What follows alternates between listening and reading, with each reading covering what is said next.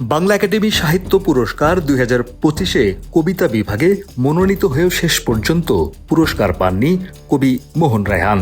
বিষয়টি নিয়ে সোশ্যাল মিডিয়ায় চলছে আলোচনা সমালোচনা।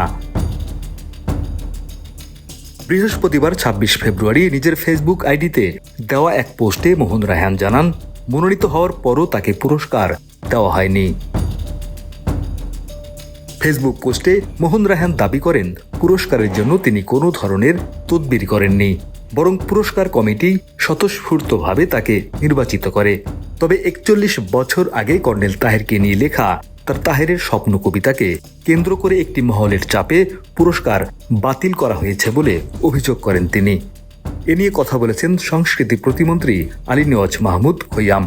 গণমাধ্যমকে তিনি বলেন, মোহন রায়হানের বিরুদ্ধে একাধিক অভিযোগ রয়েছে, যেগুলো যাচাই বাছাই চলায় আপাতত তাকে পুরস্কার দেওয়া হয়নি।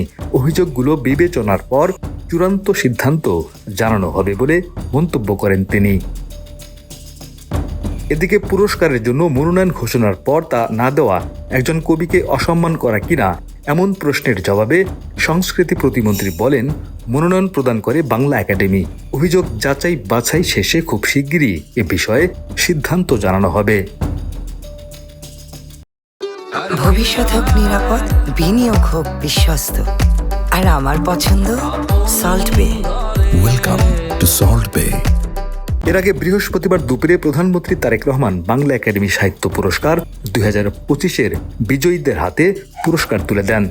গত সোমবার বাংলা একাডেমি সাহিত্য পুরস্কার 2025 ঘোষণা করা হলে কবিতা বিভাগে মোহন রায়হানের মনোনীত হওয়ার তথ্য জানানো হয় একাডেমির সংবাদ বিজ্ঞপ্তিতে। ঘোষণা, মনোনয়ন এবং শেষ মুহূর্তের এই অনিশ্চয়তা সব মিলিয়ে বাংলা একাডেমি সাহিত্য পুরস্কার ঘিরে তৈরি হয়েছে নতুন বিতর্ক।